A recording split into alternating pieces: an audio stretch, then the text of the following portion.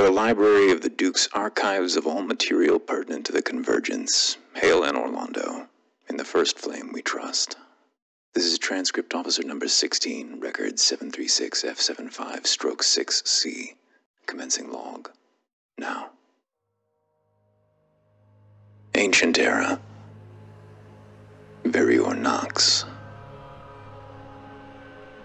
For some reason that eludes me, I must confess with unveiled shame, most of the memories that keep me up at night I share with you, Stray, my old friend.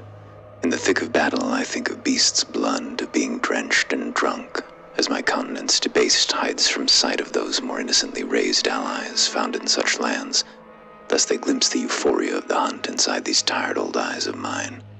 But when we make camp amidst lush fields under a peaceful sky, the thought of descent keeps me up at night. Trekking back in time, lost in the halls of our labyrinthian ordeal, unending Sisyphean madness keeps me up at night.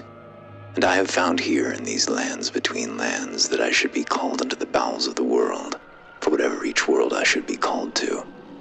I have found here that the earth we tread on plays the role of firmament to a secret night sky. I shall tell you now, good friend, of the eternal cities, of their ancient history, of retribution and betrayal and death. We are called by grace, and in grace we linger. But these lands existed since way before when grace was given. In the time when there was no Erd tree, death was burned in ghost flame. Death birds were the keepers of that fire, and the priests became guardians of the birds through the rite of death, which also serves as an oath sworn to their distant resurrection. Ghost flame, most commonly found in catacombs and eternal cities, stands as evidence that there were other forces and other civilizations that predate the arrival of grace in the lands between. And interestingly, even though there are mentions of the greater will and fingers and lords in the records of the eternal cities, there is never any mention of grace. In this ancient era, the eternal cities worship the oldest known manifestation of the greater will, primal, graceless, perchance even in its original form. Deep within the continent's underground, at least 3 such cities were built and can still be found: Nokron, Nokstella, and the one only known as the Nameless Eternal City. But if the Nox were banished underground, then surely they must have come from the surface, one might wonder. And as luck would have it, the remnants of at least 3 eternal cities can still be found above ground as well. Liurnia's old palace ruins stand directly above Nokstella's old palace ruins. It also features the same elder statues found in the eternal cities, and houses a number of ancestral followers whose pitch-black skin indicates they are directly related to the Nox. Caelid-Celia, town of sorcery which stands above Nokron, is not only the same kind of throne found in its underground counterpart, but also a Nox swordstress and priest. And lastly, in the consecrated snowfield, we find, along with another band of ancestral followers, a number of features shared by the eternal cities, such as petrified giant trees, sentry sparks, and the spirits of dragonkin soldiers. With this in mind, the many arch-like structures protruding from various cliff sides should probably be taken as remnants of these cities too, much like their well-developed elevators, which some might believe were built in more recent times, but their architecture and power source are the same as the one connecting Upper Nokstella and the Lake of Rot, meaning deep-well elevators were also built by these same ancients. This was the dominant culture of its time, and its civilization spanned across the entire continent, not just the underground, and to believe otherwise is, quite frankly, simple naivete. And as the final piece, setting the stage against which history will soon unfold, we find prominently throned giants garbed in cleric-like attire.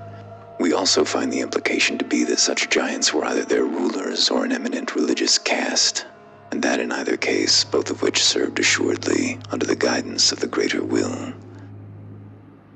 Well, the stage is now set, my friend, but before we go any further, it is worth noting the absence of Ghost Flame in Farum Azula, a place of which I shall speak in more detail once it becomes relevant to our exploration, and also its diverging architectural style when compared to the Eternal Cities. Now, even though its Dragon Lord's rule is considered prehistoric by our culture, records of its existence are relatively plentiful, and even though Farum eternally crumbles, its and the Bestial Sanctum's overall structural integrity are far better preserved than that of the surface Eternal Cities, all of of which implies Farum Azula to be a much more recent construction. Just something to keep in mind from here on out, lest we lose track of our timeline. The night unfurls. The surface dwellers thought banishing the Nox was enough, but the night was nigh. The Nox would spell the downfall of their entire civilization and herald the world to come. It's no secret they committed treason against the greater will, and even from their exile they pursued that path to its cold and bitter end. In my travels through the lands between, I've come across a creature known as Estelle, 2 of them to be more precise. The sheer horror of their appearance not completely unlike the presence of a red moon. This creature, Estelle, once destroyed an eternal city and took away their sky, though which one is not readily specified. They are also said to be made of many-colored star debris and are compared to a falling star of ill omen.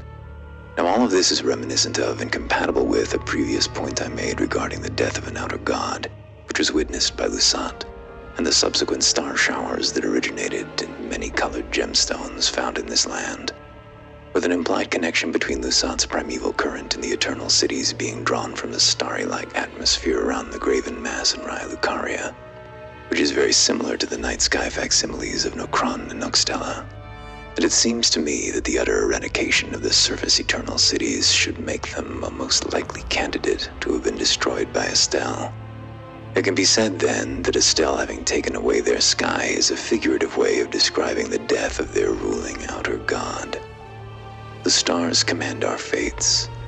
Some even command the fates of the gods. But alas, the night sky no longer cradles destiny in its bosom. And even though the denomination natural born of the void might compel you think the cosmos spawning this winged creature of nightmares was a natural occurrence, its land of Reed's interpretation means bastard of the dark, maybe spawn of darkness, or even simply darkspawn if we're feeling generous enough. The point being that such a title has no hint of anything natural regarding this altogether unnatural-looking creature. In fact, the moon of Nokstella seems to tell us otherwise, given that it was the guide of countless stars, which indicates the whole process was very much deliberate indeed. Within this context, the presence of strangely burnt bodies around Nox's dead giant overseers hints at a ritual of some kind, and Nox sorcerers are apparently missing from the Eternal Cities, despite their fabled sorceries. But the sorcery-casting clay men, who served as priests in the ancient dynasty, hint at the ritual having consumed those who performed it. These priests are noticeably located in dilapidated areas that are sometimes in the vicinity of discolored Estelles. In the case of Nokron, they are also in an area that was once potentially connected to the place where Mogwin Palace now stands, given the placement of the broken bridge that leads to it. It should also be noted that both Nokron and Nokstella have items related to this plot, which is to say the Moon of Nokstella and the Fingerslayer Blade. This indicates they worked together despite the distance that separated them. And one interesting fact that might go unnoticed by the unobservant is that the lands between are home not to one but 2 moons. We tend to think of the full and the dark moons as 2 sides of the same body, but here they are altogether 2. And as it shall be discussed in a later missive, these moons may not even be moons at all, more akin to portals, methinks. 2 eternal cities to birth 2 Estelles, summoned through 2 moons in order to enact vengeance upon the surface that shunned them. They created a space of darkness that draws in sorceries, a portal into the cosmos. Any god worth dying for is a god worth killing, wouldn't you say? Let there be gods. Have you been paying attention to these hastily scribbled words? Do my trembling hands falter me in conveying to you all there is to learn?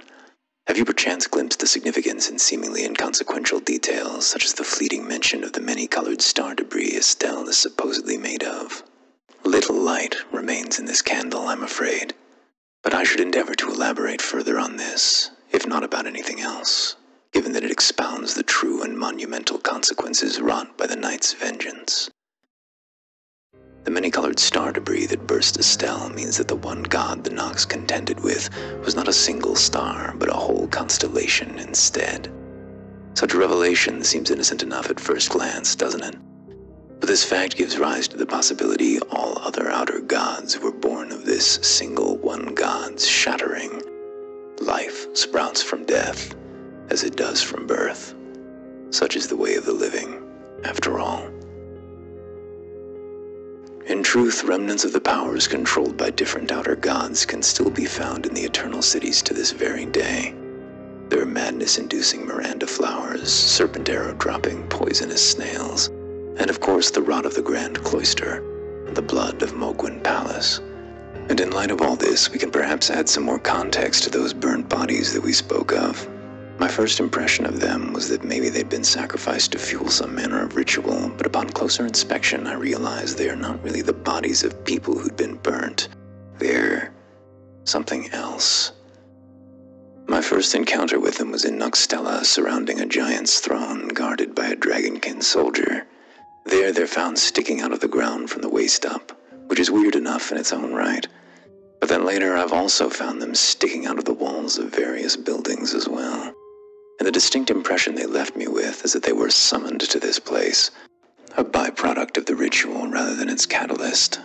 Curious and confounded, I returned to where I first met them, and as a matter of simple chance, I glimpsed above that ominous throne such a hole in the cave ceiling as I had not yet seen, or am yet to see again in these hallowed halls.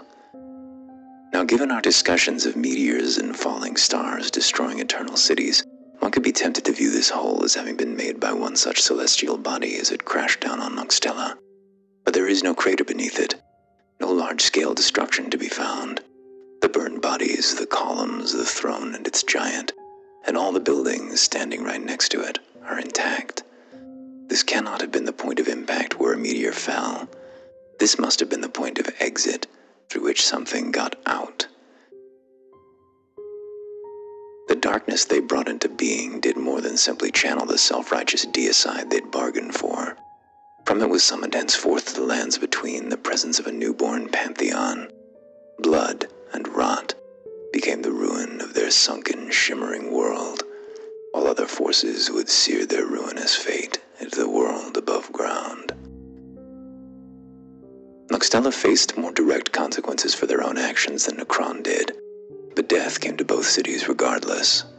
The giant mass of glintstone above the Lake of Rot lining the underbelly of Raya Lucaria explains the obliteration of that portion of Nokstella and makes craters out of the Liurnian lakes. And they were, of course, also forced to contend with the god of Rot. The fact the star shower on Raya Lucaria breached the surface possibly explains the presence of an alabaster lord on the Lake of Rot. These lords are said to have been born of meteorites, and this is the only one such lord found in an eternal city. Nokron's star shower didn't cause as much destruction below ground, but signs of it can still be found on the surface. The swamp of Aeonia implies the presence of a lake, or a crater within this context, on the site where previously stood an eternal city, something possibly corroborated by the crab eggs found on a corpse at its shores, and an indication of the skyborn ruination that erased them from history. And though it could be argued that the formless mother's presence in Nokron was a later development, it must be noted that the inhabitants of Lower Nokron have all perished. Nothing but ghosts remain. There are no signs of rot in this place, but something killed them off nonetheless, and the nearby newborn outer god of blood is the best candidate to fill that role.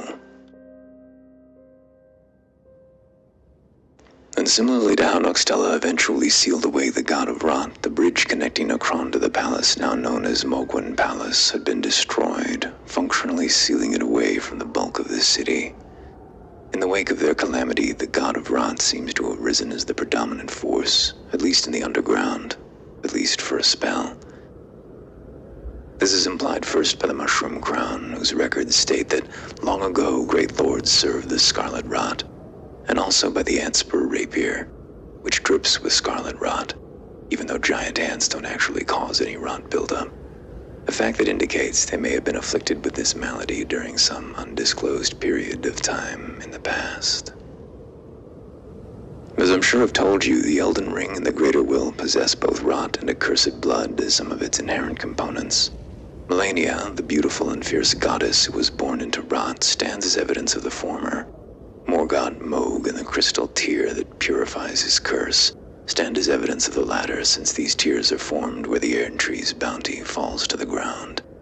And the rule of Rot and blood, or more specifically their downfall, represents the point in time when these powers were added to the matrix of the Elden Ring. And I'm reminded now of that odd fellow we encountered once, the one hell-bent on communing with the cosmos and the great creatures therein. For before he was overtaken with frenzy, he once told me that from even the greatest of horrors, irony is seldom absent. In a twist of fate, the key to fighting both Rot and blood came from the same incident that had birthed them. Forgive the liberty I take now, old friend, for I must walk you through my reasoning backwards. Just keep this caveat in mind, and I'm sure all will be made clear. Now I begin by telling you of an item known as the Blue Dancer Charm. Its records show that the dancer in blue represents a fairy, who in legend bestowed a flowing sword upon a blind swordsman. Blade in hand, the swordsman sealed away an ancient god, a god that was Rot itself. Some confusion exists regarding the modern interpretation of this legend, but given the context of Rot within the Eternal Cities, it should be clear that the flowing sword they mention is a reference to the Nox flowing swords, and that the blind swordsman refers to the Nox swordstresses who wield such weapons, and whose crown's silk hides their eyes. But more than merely a new weapon to bolster their arsenal, the most important aspect of a flowing sword is that it is crafted from silver tears. This peculiar life form exclusive to the Eternal Cities is likely the real boon that allowed them victory, given that they are immune to rot, poison, and bleed, which makes them perfect foot soldiers for this war. Though, the fact they are no longer immune to these effects once they've mimicked another non-immune life form, e.g. a human being, makes me think their power of mimicry was a later occurrence, developed with a different goal in mind. But I digress, old friend, I digress. In the legend of the Blue Dancer, the flowing sword and the silver tears it was made of were bestowed upon the Nox by a blue fairy. It is important to note that they were given to the Eternal Cities from without, meaning their origin, the blue fairy, is a puzzle piece waiting to be found. The identity of this creature is not explicitly stated, but I reckon it was a reference to the blue-winged Estelles, and that their presence, or rather the event that spawned them, gave rise to silver tears. Discolored Estelles might even be made of silver tears themselves. From crystal-encrusted snails and crabs to grace-infused giant trees, we know the influence of the outer gods can have an effect on a biological level. This fact unto itself should be enough to explain the larval tears found at the core of silver tears, but I believe we can expand our frame of reference a little further. The smallest example of the transformative effects of outer gods comes perhaps in the form of butterflies. Smoldering and Aeonian butterflies are intuitively understood at first glance, but what about the ones known as nascent butterflies? What power caused them into being? They're irregularly found all over the lands between, but their larger concentration is undoubtedly in the Eternal Cities. And since they are described as arcane butterflies, then a connection can be made to larval tears through the silver tear mask, which greatly increases arcane. With arcane itself, of course, being associated with those cities too. And lastly, the fact a nascent butterfly appears as if it's just emerged from its cocoon for its entire life can be associated with silver tears, since a permanent state of infancy correlates to a perpetual state of possibility, a state from which a silver tear could grow or mimic into whatever form it desired. A single act engendered both death and rebirth, and this strangely enticing tiny butterflies as well. In lieu of a blessing, it should serve as comfort to one that is tarnished such as I, the knowledge that our actions, as small as they may be, all have long-lasting, far-reaching consequences.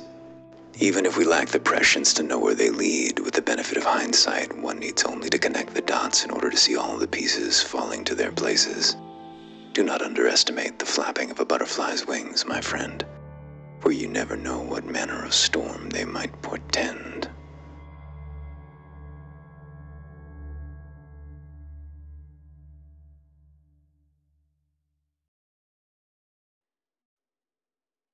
And there's a postscript again in another hand.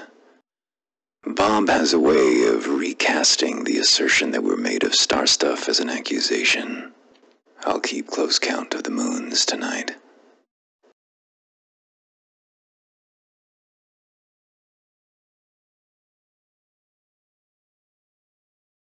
Your narrator has been a lie remains a lie, or Stray, as he is sometimes known.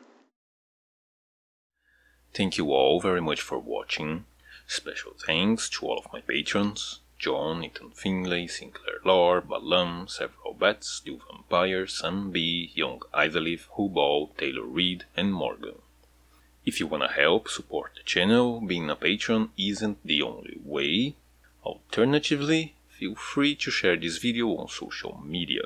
I know that's something I should be doing, but I don't. So, you know. Well, this was the second video on the series, and the videos are meant to build on top of each other, so I hope things are starting to become more clear now, and I hope they will continue to do so as we progress through this journey together.